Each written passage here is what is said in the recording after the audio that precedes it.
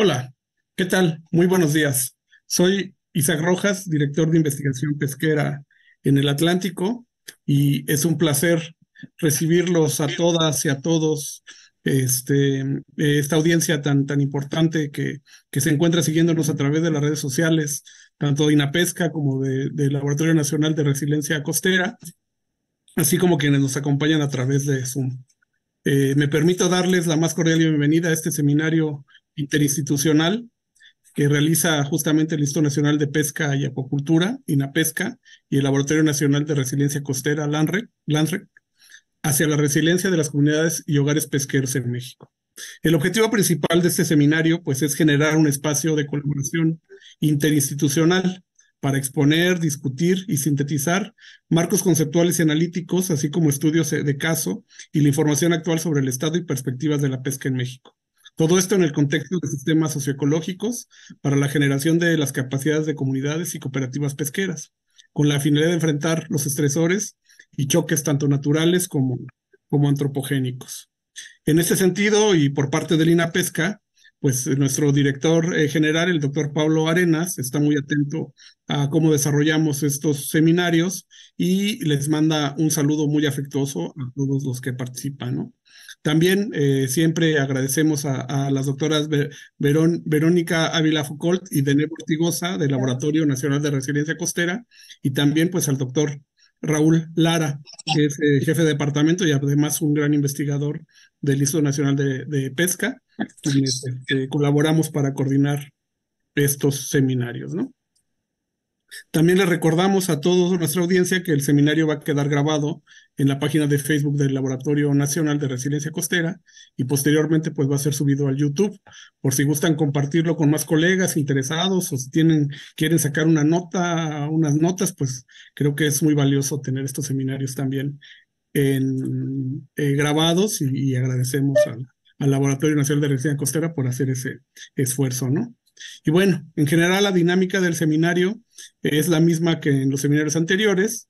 Una vez que termine la presentación de nuestra invitada, por cierto, seguimos con invitadas de lujo, pues vamos a ir a la sesión de preguntas y comentarios. Pueden hacer sus preguntas por Facebook. Estamos monitoreando la transmisión en Facebook al momento, y la maestra Mayra me va a ayudar a pasarme las preguntas y podamos hacérsela a nuestra ponente, ¿no?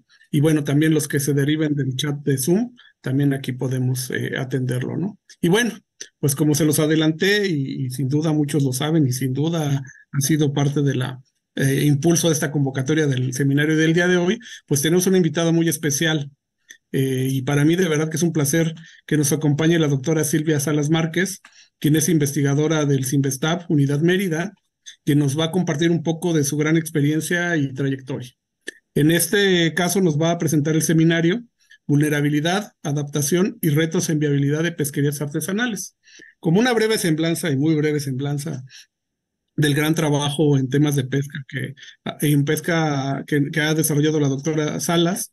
Pues es investigadora titular del CIMBESTAB, Unidad Mérida, es responsable del Laboratorio de Pesquerías y miembro de la Academia Mexicana de Ciencias, del Sistema Nacional de Investigadores y del Sistema Estatal de Investigadores en Yucatán. La doctora ha coordinado y colaborado en gran cantidad de proyectos multidisciplinarios relativos a diferentes temas que van desde la evaluación bioeconómica y manejo de pesquerías artesanales, de evaluación de riesgo y vulnerabilidad en comunidades pesqueras, y estrategias de afrontamiento, análisis de estrategias operativas en pesquerías de pequeña escala, análisis de cadena de valor y procesos de gestión. La doctora ha participado en el desarrollo de planes de manejo para varias especies y desarrollado proyectos productivos para cooperativas pesqueras en México. Silvia ha participado como experta y participa como experta en muchas reuniones organizadas por la FAO, WWF, la OMC, la OCDE, y actualmente pues es un placer decir que es miembro del Comité Científico del Instituto Nacional de Pesca y Acuacultura. Es miembro de muchas redes nacionales e internacionales, ha graduado a más de 30 estudiantes y generado múltiples productos académicos y de divulgación de excelente calidad. Así, me permito darle las gracias a la doctora Silvia, la bienvenida, y agradecerle su participación en este seminario, y le pasaría la palabra. Silvia, por favor. Muchas gracias, Isaac. Es un gusto estar aquí con ustedes y especialmente agradezco la invitación.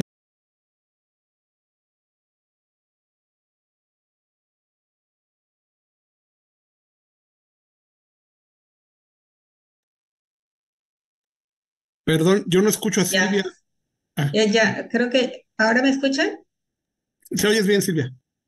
Perdón, quería decir que especialmente agradezco la invitación para participar en estos seminarios.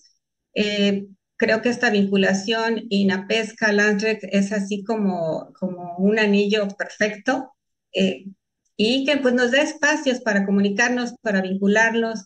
Esa estrategia de poner las ponencias grabadas también es de verdad muy atinado porque cuando no las podemos ver podemos acceder a ellas. Entonces, muchas gracias. Y bueno, pues compartiré con ustedes un poco del trabajo que hemos venido haciendo recientemente en términos de vulnerabilidad y capacidad adaptativa en comunidades pesqueras. ¿Puedo poner mi presentación? Adelante, por favor, Silvia.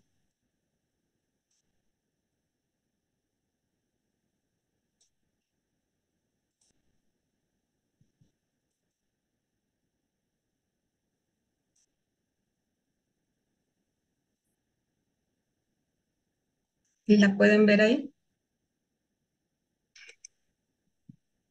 Se ve bien, Silvia. Sí.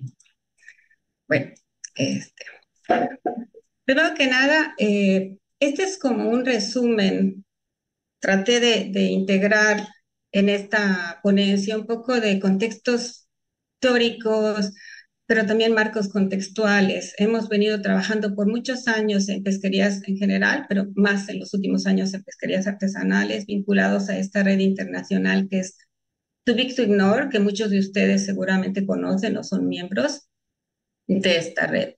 Entonces, la estructura de mi presentación es como sigue. Primero les voy a presentar algunos conceptos generales, contexto, en términos de vulnerabilidad, disparadores de estrés, impactos y cómo la gente o los sistemas responden a estos riesgos. Y ya resumiré algunos de los casos de estudios en los que estamos trabajando para llegar a algunas lecciones aprendidas y reflexiones. Mucho de esto que les voy a presentar todavía es trabajo en proceso y creo que es una oportunidad para recibir retroalimentación de ustedes. Este diagrama me gusta mucho porque integra de alguna manera los diferentes componentes, desde los ecosistemas hasta los impactos en las comunidades y en la sociedad en su conjunto. Recientemente, en la apertura del Congreso de Cambio Climático que tenemos aquí en Mérida, uno de los expertos, de los ponentes de las magistrales, decía que ya se ha comprobado que el impacto de las actividades antropogénicas en el cambio climático es un hecho y que ya el cambio climático no es el lobo que va a venir, es el lobo que ya llegó, ¿no? Entonces, creo que ya estamos viendo muchos de estos fenómenos que están impactando y tenemos desde procesos de aumento en la frecuencia de tormentas y huracanes, procesos de acidificación que afectan también diferentes comunidades, sobre todo aquellas bénticas, tenemos también cambios en la estacionalidad de lluvias, sequías, y todo eso afecta la dinámica de los ecosistemas, que en términos generales pueden cambiar patrones de dispersión, cambio en composición de especies espacial y temporalmente, y todo esto pues va a afectar a aquellos que se benefician de estos recursos y de los bienes y servicios de los ecosistemas. Estas actividades que se desarrollan en estos ecosistemas marinos costeros, pues, al ser impactadas, generan unas necesidades, por ejemplo, en el caso de los pescadores, de buscar alternativas, y estas alternativas también los pueden poner en riesgo. Por ejemplo, al encontrar menos recursos en las zonas someras, se van a zonas más profundas y se exponen a riesgos. Todos esos impactos económicos y sociales finalmente se repercuten también en las comunidades y todo esto tiene un costo para las comunidades, pero también para la sociedad en su conjunto. Ahora, ante este contexto, ¿qué se hace? Pues lo más adecuado es prepararse, pero a veces no tenemos la información suficiente para esas actitudes, esos patrones de preparación. De hecho, algunas organizaciones que dan apoyos a nivel internacional evalúan dónde van a poner sus fondos dependiendo del nivel de preparación que tienen esas comunidades para invertir en donde haya más posibilidades que se potencien. esos apoyos. Entonces, ¿cómo se enfrentan esos cambios? ¿Qué se necesita hacer? ¿Quiénes participan? ¿Quiénes reciben los costos de los impactos? Es parte de las preguntas que nos hacemos. El punto es que estos factores de riesgo son multidimensionales y pueden cambiar en el tiempo y en el espacio. Y aquí es importante hacer una diferenciación entre estresores que comúnmente van llegando, la gente se va adaptando, se va familiarizando con ellos, y los factores de shock. Los factores de shock son aquellos para los que no estamos preparados, y el ejemplo más clásico es este que tuvimos del COVID-19, donde tuvimos que reaccionar rápido, tuvimos que prepararnos a responder de una manera más rápida.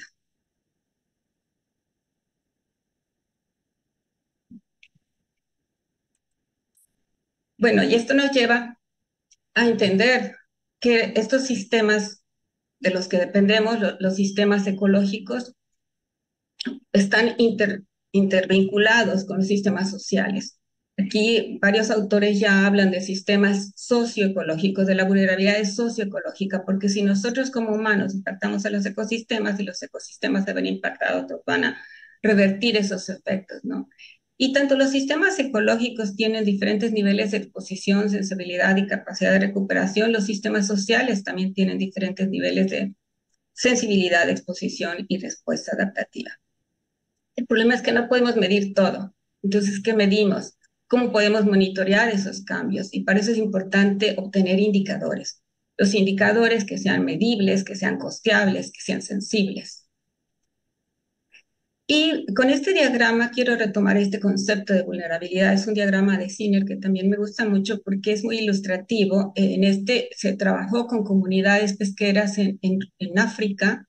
Los círculos grandes representan los niveles de exposición, los círculos representan los niveles de exposición, entre más grande el círculo, mayor exposición, y este sistema tipo semáforo que define también el nivel de vulnerabilidad. Entonces, entre más sensibles sean las comunidades y menor sea su capacidad adaptativa, más vulnerables son.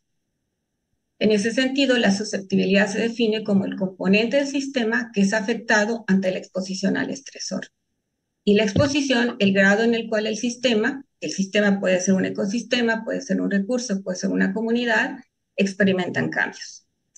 Y la respuesta a estos cambios va a ser la capacidad adaptativa, que puede ser desde la capacidad de anticiparse a esos cambios por experiencias previas, por conocimiento, y encontrar formas de recuperarse. En este sentido, ¿cómo respondemos a esos cambios? Eso va a depender de varias cosas, y una de ellas es la actitud ante el riesgo. En, es, en este contexto, tenemos cada uno de los individuos una percepción distinta al riesgo. ¿De qué va a depender? Pues de experiencias previas, de nuestro contexto, y Seijo y colaboradores definen 3 tipos de personas, de actitudes ante el riesgo: averso al riesgo, neutral al riesgo y buscador de riesgo. Aquel averso al riesgo es aquel que ha tenido experiencias previas o condiciones amenazantes que lo hacen ser más cauto, y entonces de acuerdo a eso actúa o desarrolla sus respuestas. El neutral al riesgo sería ese clásico que dice no va a pasar nada, a mí nunca me ha pasado, y entonces no hay un sentido de sensibilidad o de exposición al riesgo, y su sentido de vulnerabilidad es limitado. En el caso de los buscadores de riesgo, existe un incentivo. Puede haber un incentivo con altas expectativas de beneficio, como necesidades de alcanzar un objetivo. El mejor ejemplo que les puedo poner en este caso de los buscadores de riesgo son los buzos que pescan pepino. Por ejemplo, si el costo, el beneficio de ir a pescar pepino implica bucear 4 horas, lo voy a hacer. Y si en el periodo del boom del pepino, hubo empresarios que trajeron cámaras de descompresión a algunas comunidades. Y bueno, entonces la percepción de que si me descompresiono ya no tengo que ir hasta Tizimín, pues tengo recursos, hay confianza en que puedo salvarme. Nadie verifica que esas cámaras de descompresión estén realmente bien calibradas, pero a los pescadores les dio un sentido de confianza, ¿no? Entonces, esa confianza de que voy a tener un respaldo también puede ser una de las razones por las que la gente toma riesgos. A estos también le llaman gamblers o jugadores, ¿no? Se arriesgan porque esperan un beneficio de las acciones que van a tomar. Ejemplo de estos que hemos escuchado muchos casos en gente que trata de cruzar un río en momentos que hay un deslave, y entonces creen que sí van a lograr hacerlo y perecen, ¿no? Entonces, las respuestas pueden ser de tipo proactiva o pueden ser de tipo reactivo, todo depende, como les dije, de diferentes condiciones y de nuestras actitudes ante el riesgo. Las respuestas proactivas son aquellas en las que yo ya me voy preparando, yo ya tengo cierto conocimiento y estoy más pendiente, tenemos más acciones de prevención que de reacción, ¿no? Mientras que en la reactiva solo voy a ver qué hago en ese momento. Y eso también depende de varios componentes: estabilidad, flexibilidad y los recursos disponibles. Varios autores mencionan que para alcanzar una alta resiliencia tenemos que movernos de una capacidad de resistencia a una capacidad transformadora. Es decir, vamos haciendo cambios, vamos aceptando primero los cambios y haciendo cambios en nuestros propios patrones de comportamiento, actitudes o incluso abastecimiento de recursos para poder responder a los estresores que nos puedan afectar.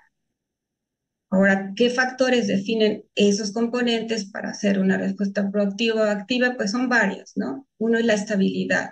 Si yo estoy en una comunidad donde hay recursos sanos, yo puedo tener un medio de vida sostenible, pues me siento que hay estabilidad. Tengo recursos, tengo ahorros, hay apoyos, préstamos, acceso a infraestructura y tecnología. En el caso de los recursos, y esto pasa también, por ejemplo, cuando hay un huracán, no es lo mismo si no hay carreteras viables que permitan acceso a esos sitios, que tengan medios de comunicación. En el caso de los recursos, también los bienes propios. Me espero a que venga el camión a evacuarme, o yo tengo una moto, un carrito, o tengo familiares. Las redes de apoyo aquí son bien importantes. No hablamos solo de recursos físicos, sino también de recursos humanos, organización, procesos de organización que ayuden a estas reacciones y estas respuestas, ¿no? Y la otra es la flexibilidad.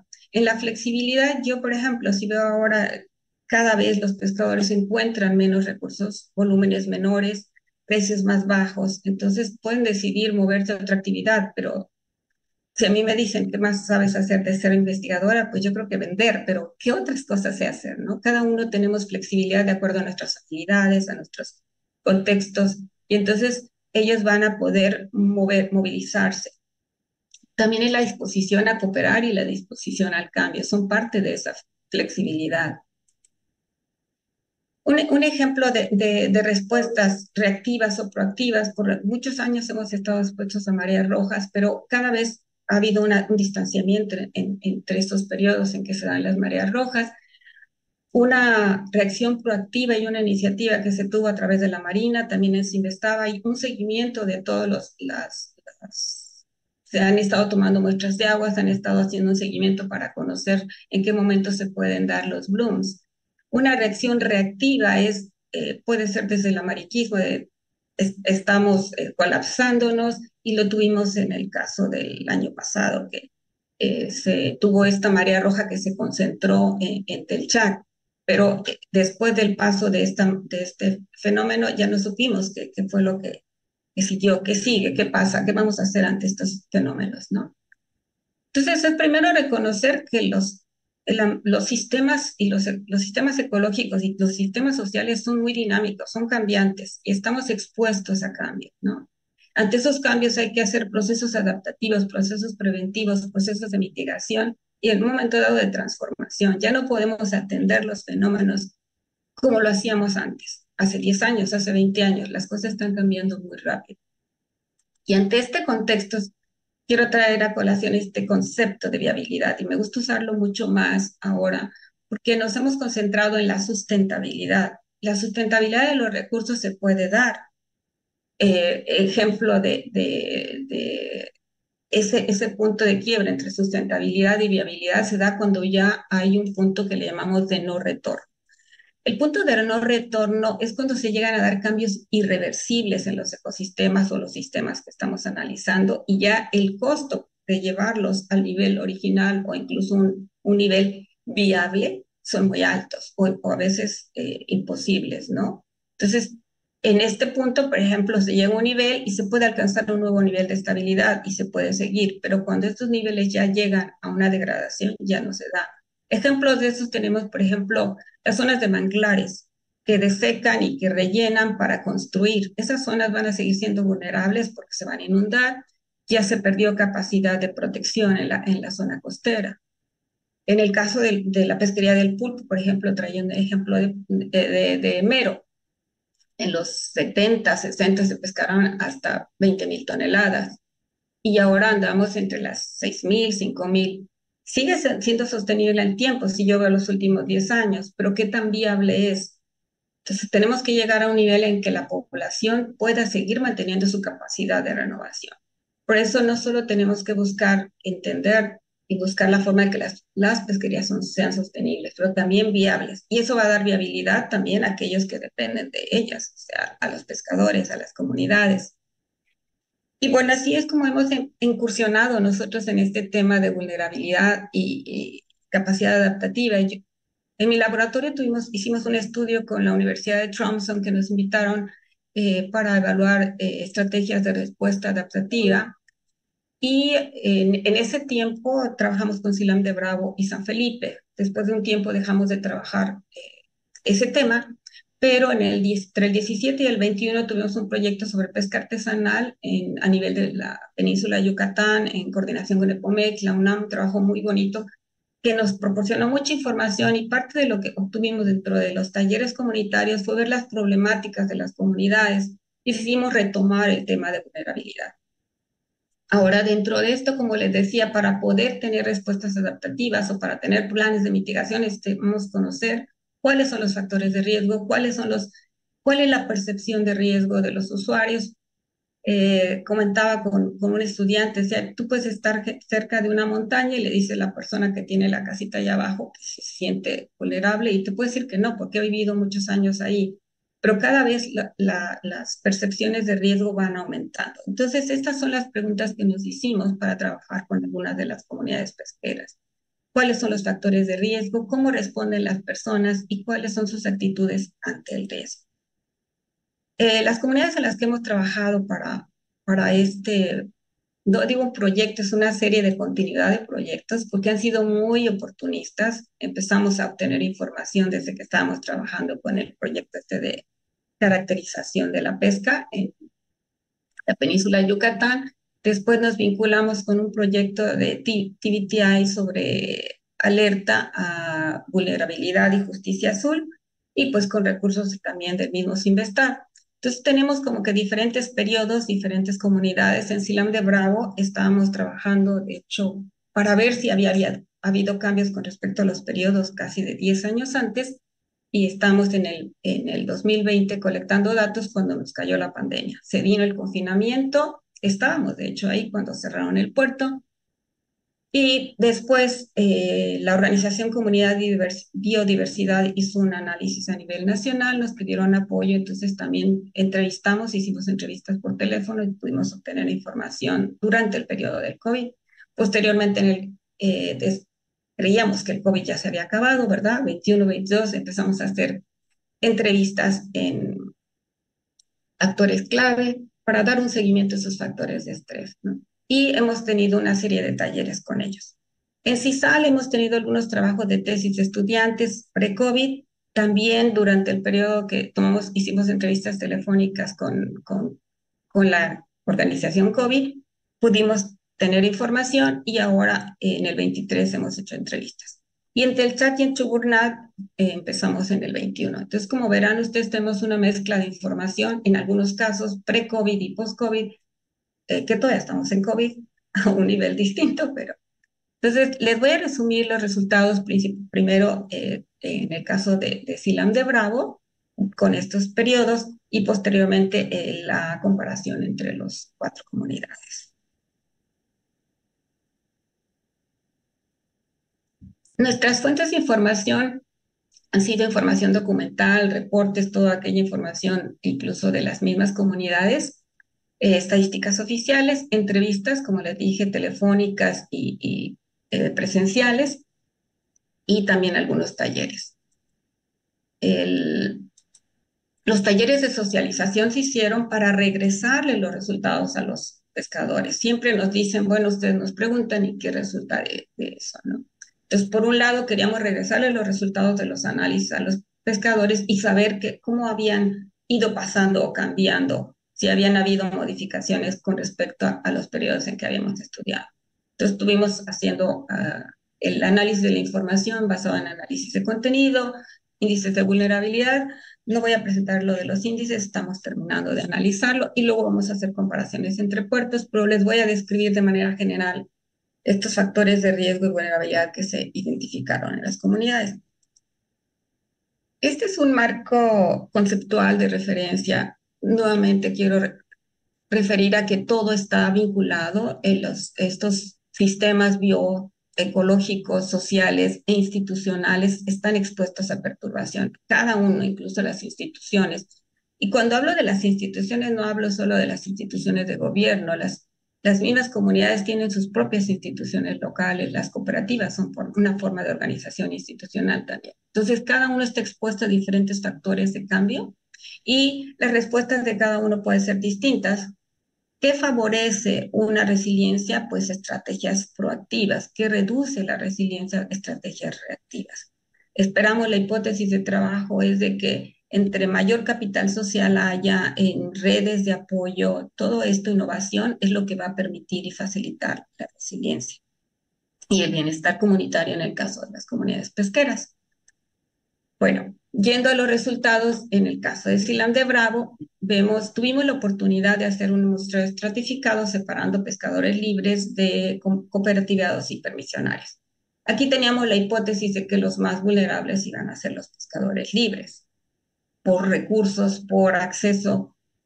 En términos de factores de riesgo ambiental, todos coincidieron entre los huracanes como los factores más altos de impacto, nortes, marea roja, todo aquello, nortes y huracanes que les limita salir a pescar, reduce su número de días de pesca y también sus ingresos, la marea roja, porque es una de las zonas donde por muchos años es donde más se ha concentrado o se había concentrado la marea roja. Granizo que se reportó en ese periodo en proporción muy baja. Cuando vamos a los aspectos sociales, se habla de pesca ilegal, inseguridad, adicciones, inmigrantes. Aquí eso es un caso interesante porque muchos miembros de la comunidad perciben que son los que están fuera, los fuereños, como le llaman, o las personas que no son de la comunidad los que realizan más actividades furtivas. Sin embargo, aquí en los permisionarios esta no fue la percepción, pero porque ellos traen, sobre todo durante el periodo de pulpo, a gente de otras comunidades, otros estados como Veracruz y Tabasco, y posteriormente muchos se quedan. De hecho, en la comunidad de Silán de Bravo es donde hay más mezcla de gente de diferentes regiones. ¿Cómo se dieron, qué tipo de respuestas refieren los pescadores para entrevistarlos? Pues para cubrir la inseguridad, ellos empezaron a instalar cámaras en sus casas, afuera de sus casas, cámaras en la zona donde dejan sus lanchas, equipos de vigilancia y traer en sus barcos también equipos de seguridad. Se reportó alguno o dos casos de incluso robos en alta mar de sus motores.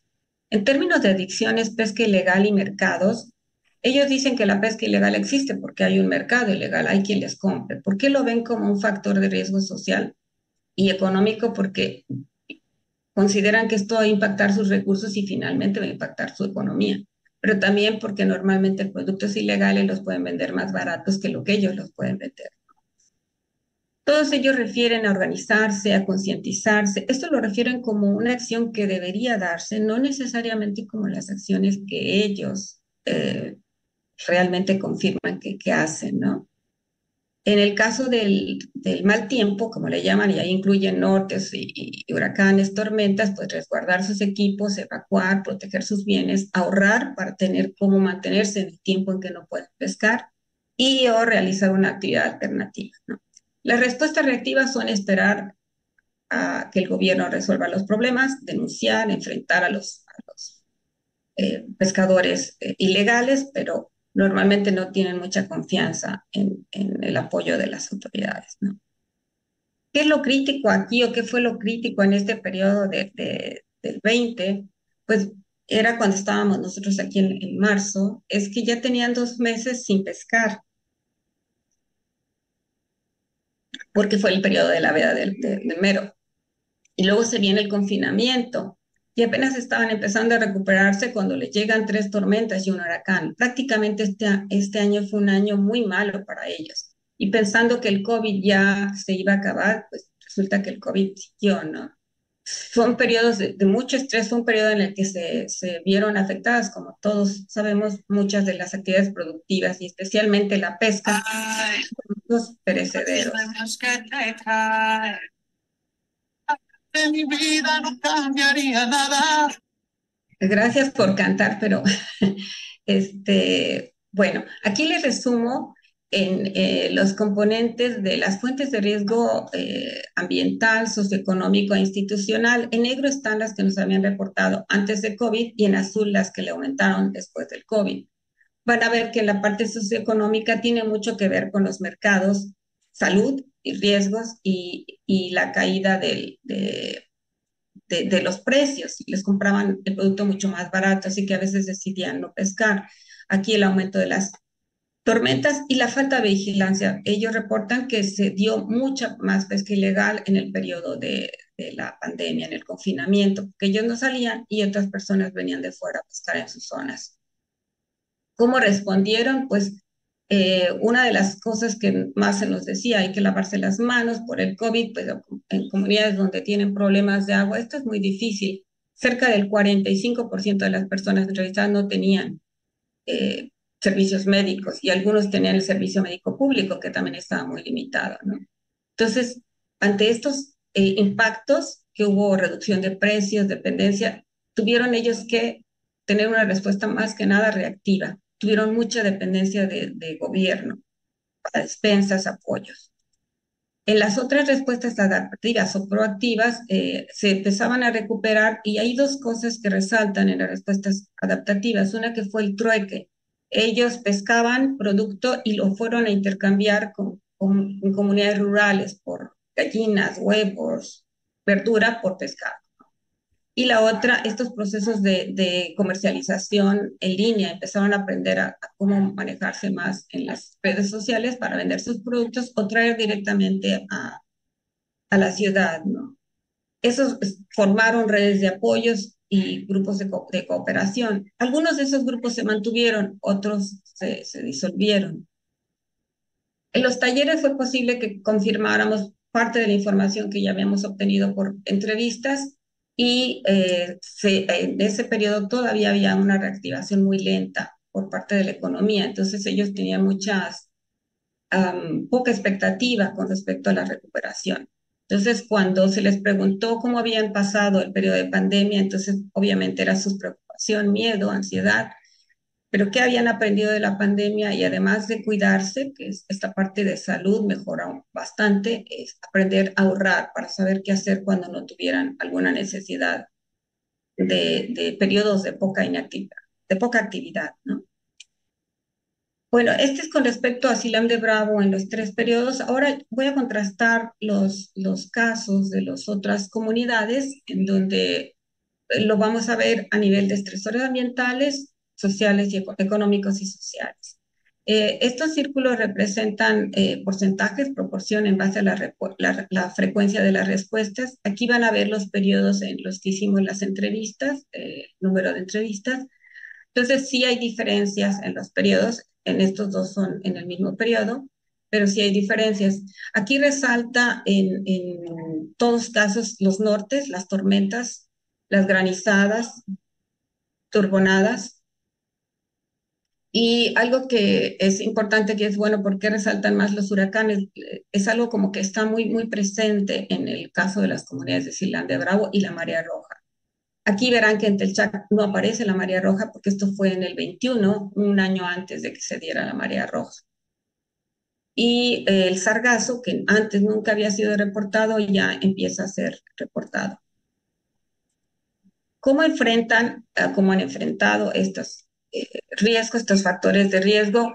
Pues mucho ha sido asegurar sus bienes. Hay comunidades en donde los pescadores generan como unas bodegas de cemento para meter sus redes. Ellos han empezado a habilitar en Silán de Bravo. La gente ha tapizado sus casas a cierto nivel con losas para casos de huracanes no se les deterioren. Entonces, cada uno han ido desarrollando ciertas formas de asegurar sus bienes. La otra es evacuar a la comunidad. Algunos pescadores decían que antes ellos no se iban, pero ahora sí hay un huracán, ellos se van. proteger sus equipos, diversificar sus actividades y ahorrar. Durante la pandemia en Telchac mucha gente se fue a la construcción y algunos de ellos ya no regresaron a pescar. En las reactivas fue pues esperar a que les dieran apoyo, algunos que ya tienen pesca de poco producto, como dicen ellos, buscan nuevas zonas o aumentan el número de horas para pescar, pero esto no necesariamente les favorece.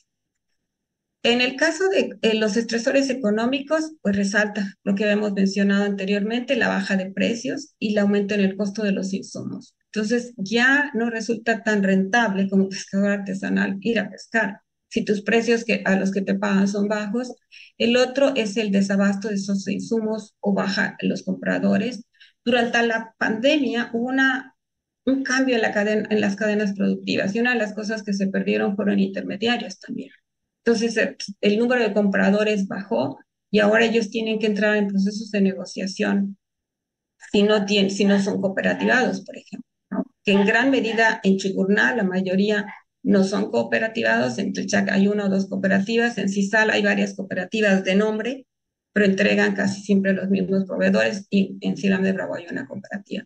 Entonces, la escasez del producto es la baja en sus capturas, todo eso reditúa en sus ingresos, por supuesto. ¿Cómo responden?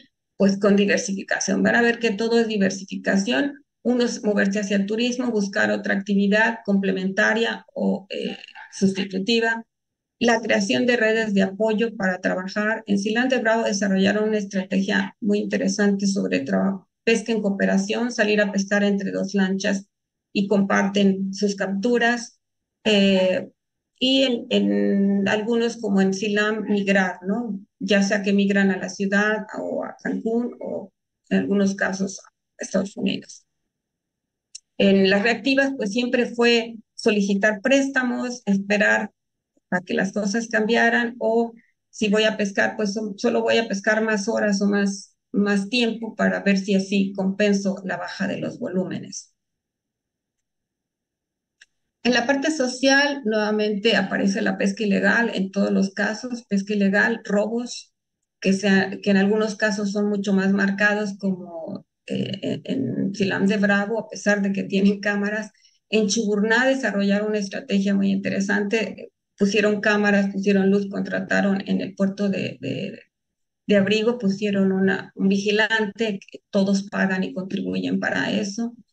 El otro es la competencia por los sitios de desembarco. Entre más pescadores hay, dónde voy a poner mi lancha, todo esto son parte de las cosas que van enfrentando. Y también la falta de compradores la ven como un problema social. ¿Cómo se adaptan? Pues nuevamente viene la diversificación, ya hay buscar nuevas formas de obtener ingresos y se resalta mucho la organización comunitaria, comunicarse, cooperar, creación de redes de apoyo, demandan cursos para mejoras pesqueras y también la sanción a la pesca furtiva. En las reactivas es siempre esperar, denunciar y esperar que las autoridades pues hagan algo. Ya con lo mismo fuimos a presentarle los resultados de nuestro trabajo, de las cooperativas, también el caso de Telchac, de ahí se generaron unos reportes que son resultados muy interesantes de verdad, o sea que es mucha información que no puede resumir en poco. Pero una de las cosas más interesantes es que ellos ya tienen muy claro qué quieren cambiar, qué pueden cambiar. Y parte de esto en un segundo taller en Telchac y un tercer taller en Silán de Bravo, pues identificamos en el caso de Telchac cuáles son los temas que más les interesan abordar, problemas de manglares, deforestación, planeación. Está creciendo muy rápido Telchac, hoteles, condominios, y son muchos en la pérdida de playa está afectando a las tortugas, además de dunas y playas están afectando, y también los problemas entre más gente, más basura. Ellos sí han identificado ya gente que puede, ya hay un grupo, hay un comité técnico, un comité náutico que está trabajando para la implementación del refugio pesquero, con POBI, con CEPASI, nosotros estamos apoyándolos también. Y aquí lo importante, ven estos nombres, es gente que ya está interesada en hacer cambios, en participar, en colaborar para crear un comité comunitario. Esta es una dinámica que pusimos para, que se llama Construyendo Redes y donde ven que cada uno de ellos es un nodo importante en esa red para acciones colaborativas. Aquí en esta taller, el último taller, también nos acompañó, nos hizo el favor de acompañarnos la doctora Gabriela Mendoza, que habló sobre dunas y playas, junto con el doctor Ewan. Pues nosotros no somos expertos en todos los temas, lo que hicimos fue traer expertos que les pudieran dar información para los temas que más les preocupan, el doctor Jorge Herrera en la parte de manglares, y estamos aquí ellos mismos, la gente sugirió eh, otros actores que podrían colaborar. Entonces estamos en este tema, el siguiente paso aquí es, bueno, cómo moverse en este comité comunitario. En el caso de Silam de Bravo, hay, las preocupaciones son manglares, les hablamos de la capacidad de carga, cuánto su sistema puede recibir, ellos hablan de venta de terrenos que se rellenan los manglares para construir. Entonces, ellos ya también, el grupo del doctor Herrera nos acompañó a darle charlas, están muy interesados, ya hay varios que están teniendo ciertas acciones sobre manglares, entonces, cómo vincularse con otros proyectos, también el inicio del refugio pesquero, y tienen mucho interés en saber, ahí estamos buscando gente que sepa sobre cómo evaluar la capacidad de carga de esas comunidades. Creo que es algo que pasa a todos los niveles en la zona costera. ¿Qué tanto va a aguantar la costa para que se sigan haciendo todos estos desarrollos y qué tanto va a impactar? Bueno, las lecciones aprendidas de todo esto es que los estresores ambientales en todas las comunidades son similares, están siendo impactadas de la misma manera. Los económicos y sociales también hay pequeñas diferencias, pero el hecho de que se afecten a los recursos, pues va a impactar finalmente a la economía, ¿no? La percepción de riesgo puede cambiar en el tiempo, como les decía.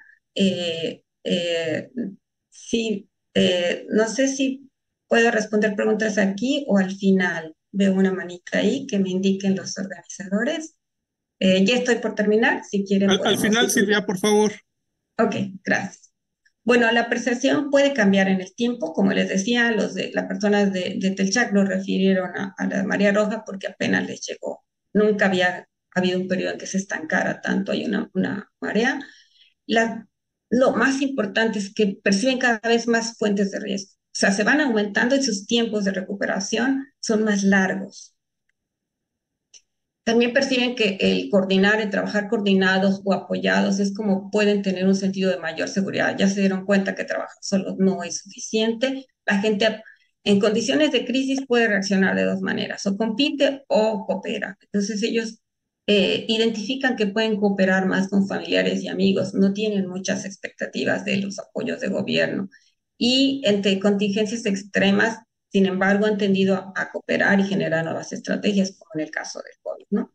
Este es un diagrama que resume toda esta dinámica de respuesta a estresores que impactan a los ecosistemas. Si tenemos ecosistemas sanos, la viabilidad de los recursos va a ser alta y las comunidades van a estar sanas. Si estas comunidades están sanas, pues van a asegurar también estos recursos. Entre más pobreza haya, se ven más problemas de impacto en los ecosistemas o las condiciones que ya de por sí hay condiciones cambiantes a nivel institucional, ambiental.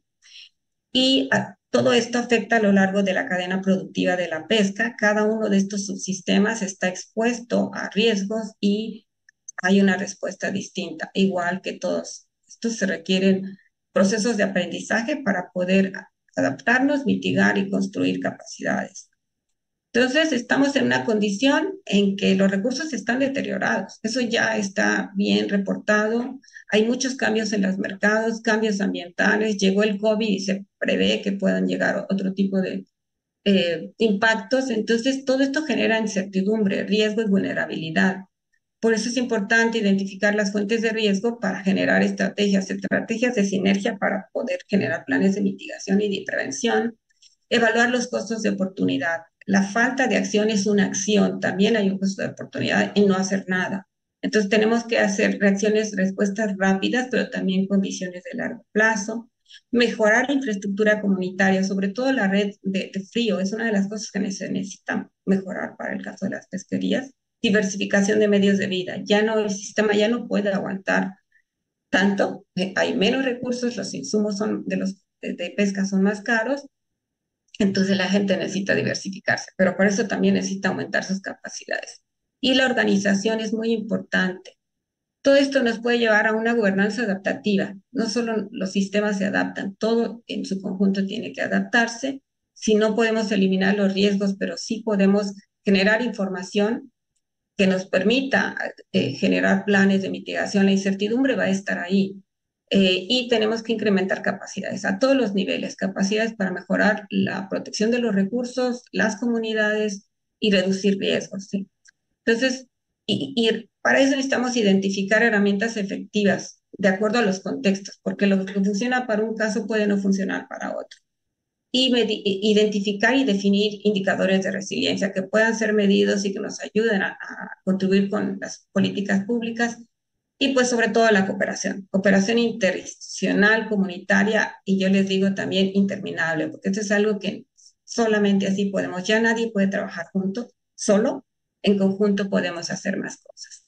Y bueno, con esto cierro para dando agradecimientos sin la colaboración de los pescadores, de todos aquellos que respondieron nuestras preguntas amablemente por teléfono y por todos los medios, y pues a mi equipo, porque este trabajo es un trabajo de equipo.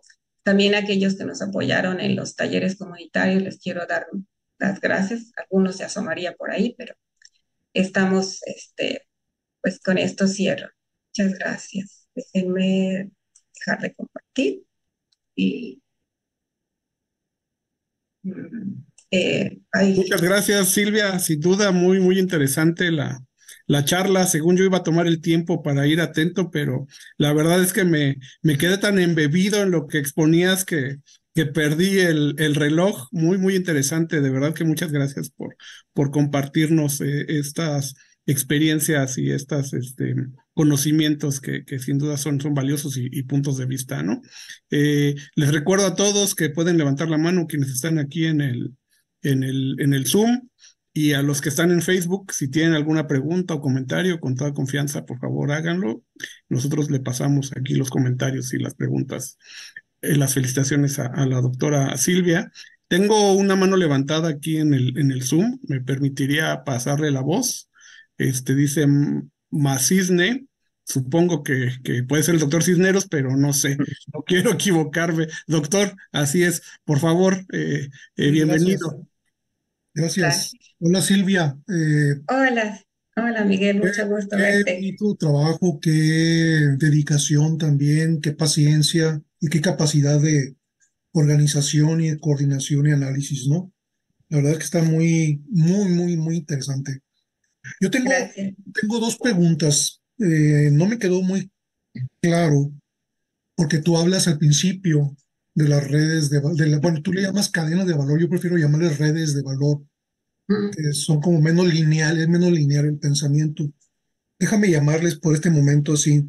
Me gustaría que según tu punto de vista y lo que has estudiado, que es mucho, me comentaras qué rol tienen las redes de valor cuando están bien integradas o más o menos integradas en la gobernanza policéntrica y si esto tiene que ver con la resiliencia de las comunidades. Sí, yo creo que es uno de los puntos más importantes. Muchos de los incentivos para todo lo que está pasando en la pesca son económicos, ¿no? Pero también ahí hay cadenas sociales que están, o sea, esas redes que tú le llamas de valor, otros le llaman redes productivas, y se le llama de diferentes maneras y a veces se habla que no es lineal, sino circular. Yo más bien digo que es dinámica, la puse por simplicidad de esa manera para resaltar, porque muchas veces nos concentramos en la pesca solamente en la parte de captura, pero hay mucho antes de la captura. ¿Quiénes hacen las redes? ¿Quiénes hacen Sí. los botes? ¿Quiénes proveen los insumos? Si no están esos insumos, no van a poder pescar. Y la parte de post-captura, ¿quiénes venden? Entonces, las capacidades de comercializar ese producto. Yo creo que es muy diferente hablar de pesca industrial y pesca artesanal. Entonces, primero, ¿no? Esas cadenas no son tan iguales. ¿Cómo contribuye esto a la gobernanza? Yo creo que mucho. Y el problema es que a veces se le pone menos atención a este componente que al componente ecológico. Queremos saber qué pasa con los recursos, cómo mantenerlos, pero sin embargo, uno de los problemas que lo vimos en el COVID fue la cadena de frío. Paco presentó en un panel, el doctor Arreguín, las diferencias que hay, por ejemplo, incluso en nuestro país en cadena de frío y cómo eso impactó la respuesta de aquellos que tenían mejores capacidades fue mayor. Entonces, la gobernanza está ahí, porque aparte la gente que se siente con capacidad de responder, se siente integrada, va a contribuir a la gobernanza. La gobernanza es esa integración de todos los que son gobernados más los que gobiernan, pero en realidad no me gusta mucho ese término de los que son gobernados, aunque asiste en la literatura, pero más bien de la interacción de todos ellos. Entonces creo que esa es una de las partes que menos se aborda cuando se quiere resolver problemas en la pesca. Entonces, yo, algo de lo que estábamos viendo y que digamos que se separó un poquito durante la pandemia fue que se rompieron, pues se desconfiguró esa cadena y se reconfiguró esa cadena, ¿no? Al reconfigurarse, los actores cambiaron y entonces se tienen que crear nuevas relaciones. Entonces, esto es muy, muy dinámico. También pienso que la gobernanza es dinámica, ¿no? Sí, Entonces, claro. no sé cómo responder tu pregunta. No, no, ya lo respondiste. Muchas gracias. Muchas gracias. Ya entendí lo que me quieres decir. Y finalmente una muy concreta, muy específica. A lo largo de tu charla, de tu presentación, no hablaste, sino al final, como colofón, hablaste del estatus de los recursos. La mayoría están sobreexplotados, pero no me queda claro si eso es visto desde el punto de vista de los actores sociales, si es visto como una amenaza, como una debilidad o como un riesgo. ¿Qué papel juega? Totalmente. Bueno, yo lo referí poco porque, como dije, es muy amplio esto. O sea, los recursos por la literatura, o sea, y por todo lo que ha reportado el INAPESCA, muchos de los más importantes ya están deteriorados. Eso lo sabemos. Pero aparte, los pescadores ya lo perciben. Ellos ya saben que están deteriorados y eso les da más sentido de riesgo. Una cosa interesante, por ejemplo, nosotros tenemos años tratando de promover que la langosta se pudiera vender viva para que los pescadores ganaran más. No se había logrado. Ahora que hay menos langosta, entonces ahora sí ya están empezando a venderla viva porque, pues bueno, la venden con cabeza, ¿no? Puede ser una simplicidad lo que te digo, pero ellos ya están muy conscientes. Incluso algunos ya están buscando que sus hijos no sean pescadores o cambiar de actividad. Muchas gracias y nuevamente felicidades, Silvia. Gusto en verte. Igualmente, gracias. Muchas gracias, doctor, por su pregunta y Silvia por la atención de las preguntas tan interesantes que plantea el doctor Cisneros. Tenemos mucha gente también viéndonos por el Facebook. Hay varias felicitaciones y saludos, ¿no? Aníbal Rosillo manda saludos y felicitaciones por su labor desde el Caribe continental en Venezuela.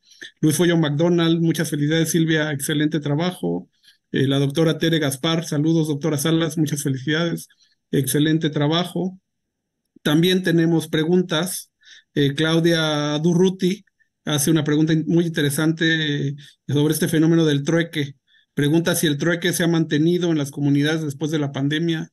¿Qué No, ha pasado con esto?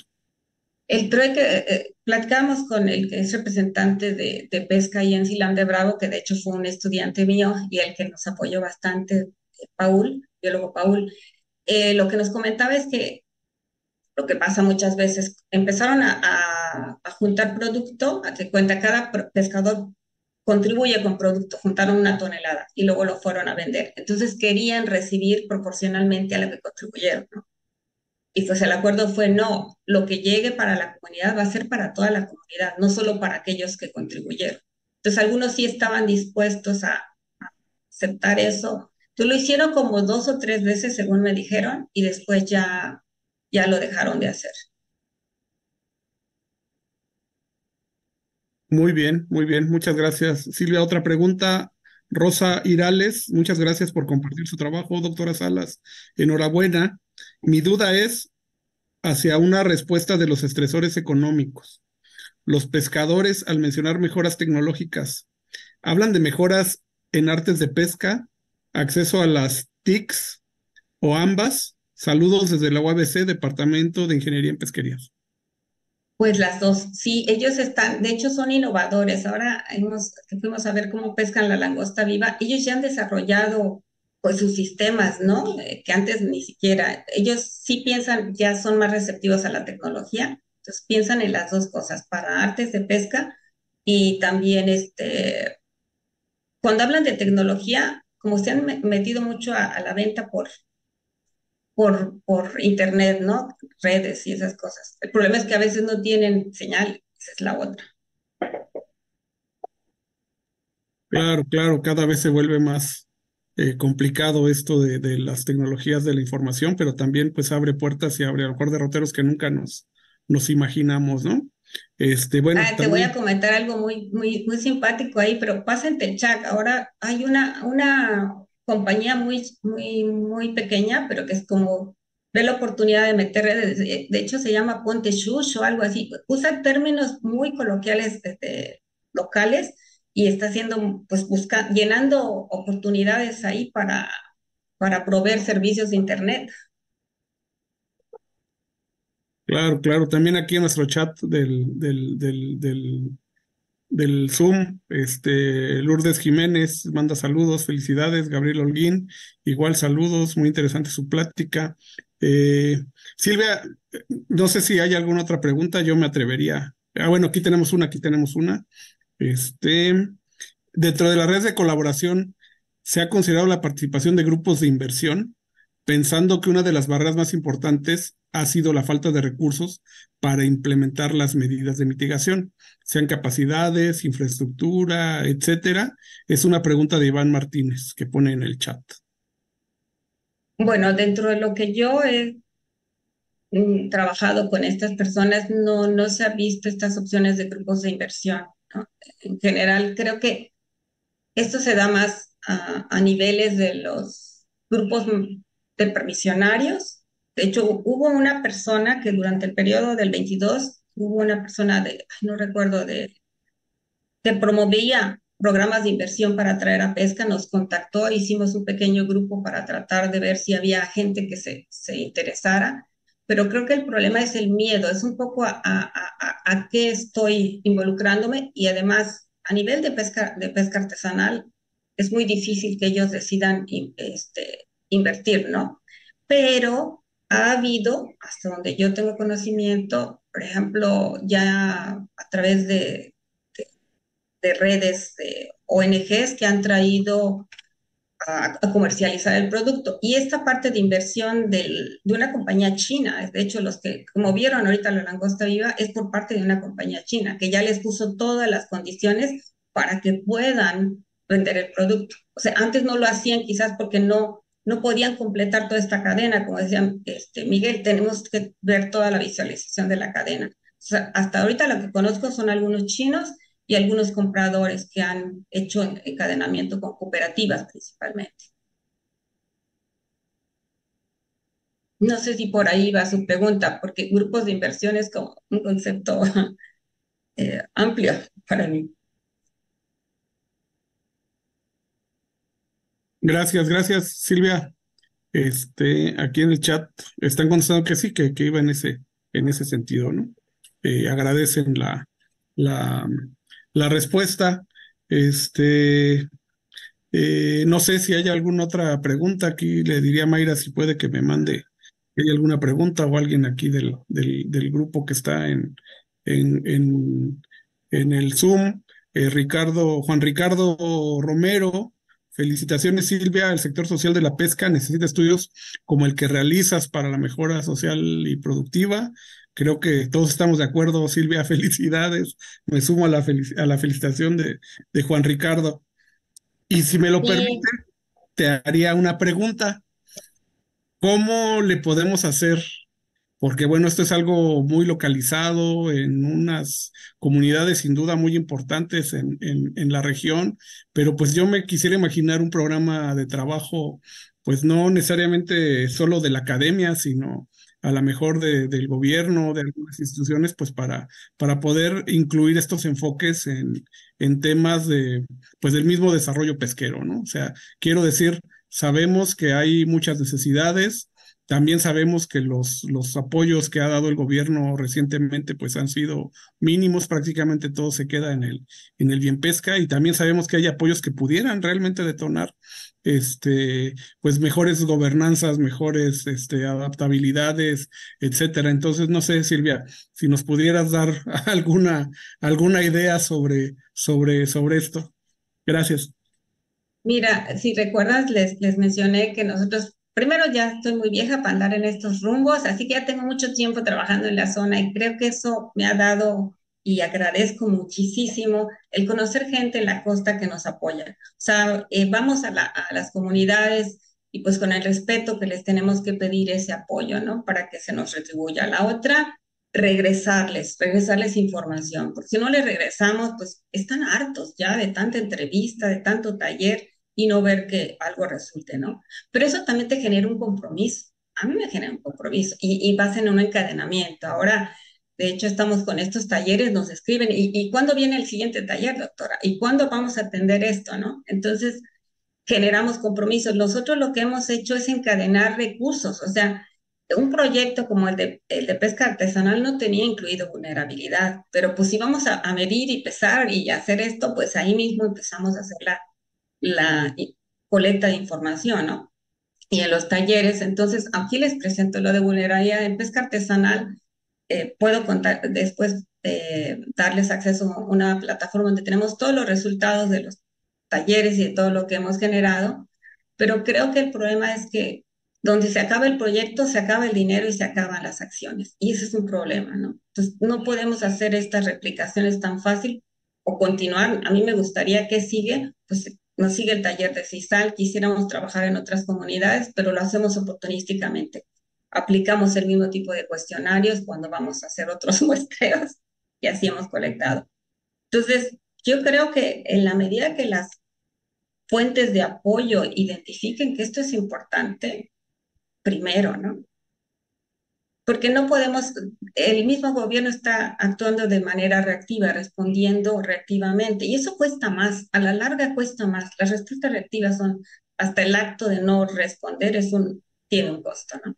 Entonces yo creo que lo primero, y desde ya es pues que se puedan generar programas como de más largo plazo. En esta ponencia de la magistral que me gustó mucho de cambio climático, decía este señor, tenemos que tener respuestas rápidas, pero con visión de largo plazo, y se la copié, porque de verdad creo que si no pensamos en lo que puede seguir y la otra, yo trabajo en la península de Yucatán, pero creo que de las comunidades más desatendidas también son las del sur del Pacífico. A mí me gustaría conocer qué pasa por ahí y vincular con gente que esté trabajando en otras zonas. Creo que por eso me gustó la idea de participar en LANSRED. Ellas están trabajando también en otras comunidades y creo que podemos pues compartir. No di la solución porque no la tengo, pero te di mi sueño. No, no, se vale. Si no hay sueños, pues no hay esperanza, si no hay para dónde encaminarnos, ¿no? Gracias, Silvia. Creo que, salvo la mejor opinión de Antonella Rivera, que pone una pregunta, agradece la presentación y hace una pregunta sobre replicar el proyecto en otras comunidades pesqueras en la región, particularmente en Latinoamérica y el Caribe. Pues no sé si quieres comentar algo que sume a la última respuesta. Pues nosotros, olvidé, ya lo iba a poner al final de mi presentación, pero también hicimos unos videos, hemos generado videos que compartimos con la gente, los podemos ir compartiendo a través quizás de estas mismas redes sobre estos resultados. Pero también podríamos dar acceso a nuestros cuestionarios, al tipo de enfoque, porque creo que eso es lo importante, que podamos contrastar considerando los mismos enfoques, ¿no? Se ha visto la vulnerabilidad desde muchos ángulos, por eso yo les hablé de nuestro marco conceptual. Ese es el que trabajamos, pero hay muchos, ¿no? Pero podemos compartir con la gente que estuviera interesada, pues acceso a nuestros videos, acceso a materiales, acceso a los cuestionarios y, ¿por qué no?, trabajar en conjunto, ¿no? Perfecto, pues aquí está también la, Sí. la invitación.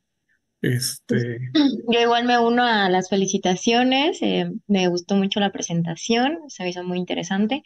Y también hay otro comentario todavía aquí en Zoom de Elena García.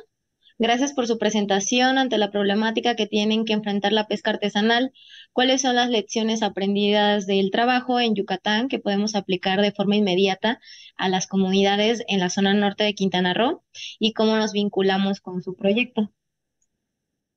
Gracias. Fíjate que cuando tuvimos el proyecto de pesca artesanal, quisimos cubrir hasta Quintana Roo, solo llegamos a Puerto Morelos por dos cosas, ¿no? Porque ya habíamos trabajado ahí y también con el apoyo, gracias al apoyo de INAPESCA, pues pudimos seguir trabajando en esa zona y de la CONAM. Entonces, siempre hemos buscado también esos vínculos para las zonas, pero sí encontramos diferencias muy grandes con Quintana Roo. Yo no me atrevería a afirmar concienzudamente de que son similares. Creo que la parte ambiental sí es fuerte.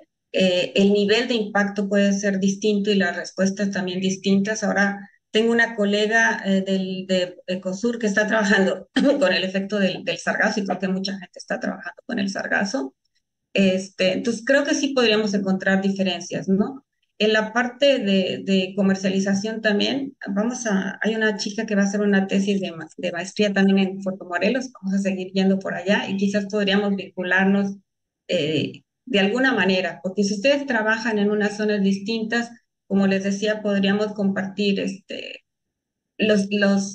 la sistematización de la colecta de datos para que pudiéramos hacer estudios comparativos o pues aprender también de lo que estén haciendo por allá, ¿no? Pero le puedo dar el contacto también de la colega que está trabajando con sargazo en Quintana Roo, que es la doctora Minerva Arce, que muchos la conocerán. Este, pero yo creo que sí vamos a encontrar diferencias bien interesantes, porque también las oportunidades, el costo de oportunidad es más alto en algunas comunidades. O sea, queremos ver también en Quintana Roo cómo el turismo, aquí se ha empezado a mover mucha de la gente de la pesca al turismo, sí, pero las alternativas al turismo no son tan amplias como pudieran ser, por ejemplo, en Quintana Roo. Entonces, creo que ahí pueden haber algunas diferencias en términos de la diversificación de medios de vida. Bueno, y en muchas cosas más. Creo que me podría quedar aquí hablando pero pueden tomar mi contacto, es ssalas, @simvestab, creo que lo puedo escribir, ¿verdad? Hola, hola Silvia. Mira, si gustas, lo podemos poner en los comentarios tanto del Facebook, ponemos tu correo como en los videos donde se graba el seminario, ¿no? Y si tienes alguna página, digamos, de tu laboratorio, también, y lo que nos pidas, lo podemos poner en los enlaces de estas Ah, ok, comentarios. yo te mandaría los enlaces para que pudiera acceder la gente. Perfecto, porque has sido muy amable, nos has ofrecido muchos insumos y creo que todos estamos interesados en revisarlos. Y bueno, como bien lo dices, podríamos seguir platicando, pero bueno, el tiempo del seminario se nos acaba. Yo invitaría a todos a que se acerquen contigo si tienen alguna duda o algún interés, algún proyecto, o alguna felicitación, para ampliar el tema o colaborar o lo que corresponda. Finalmente, ese es el espíritu de estos seminarios, ¿no? Te Claro, agradezco enormemente tu presentación, tu tiempo, tu interés por apoyar al Laboratorio Nacional de Resiliencia Costera y al Instituto Nacional de Pesca y Acuacultura, pues para poder continuar con estos seminarios. Este, pues gracias a todos. con esto, pues le doy las gracias a todos, les pido que nos sigan en las redes sociales, que estos videos se graban, que están disponibles para el público, revisen los anteriores y bueno, estén atentos de las redes para las publicaciones de los seminarios que continúan. Siendo así, a todos les agradezco mucho, les mando un saludo y nos despedimos de las redes sociales. Muchas gracias, hasta luego. Buenas tardes. Buenas tardes.